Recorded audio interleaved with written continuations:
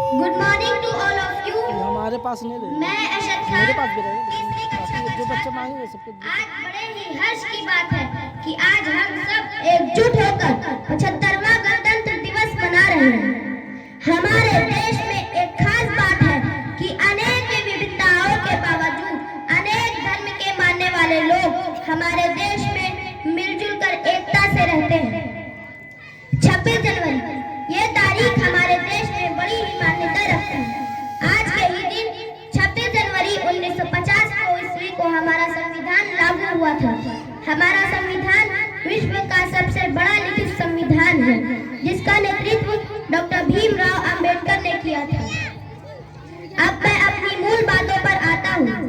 शिक्षा, एजुकेशन, ज्ञान, नॉलेज, पढ़ाई, तालीम, जिस भी लैंग्वेज से देखा जाए तो शिक्षा का मतलब सिर्फ एक ही होता है कि ज्ञान वो धन है जिसकी कभी चोरी नहीं हो सकती।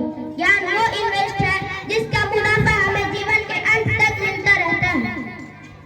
एक सामान्य जीवन जीने के लिए हमें रोटी, कपड़ा, मकान के अलावा अगर किसी चीज की जरूरत है तो वो है शिक्षा, एजुकेशन।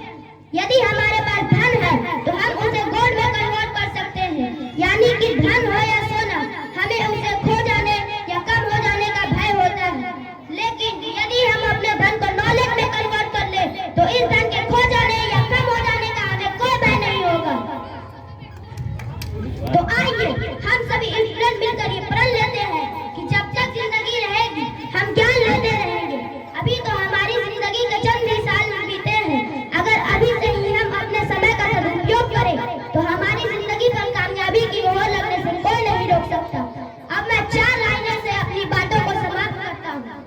लहरों से डरकर नौका पार नहीं होती, लहरों से डरकर नौका पार नहीं होती, कोशिश करने वालों की हार नहीं होती, कोशिश करने वालों की हार नहीं होती।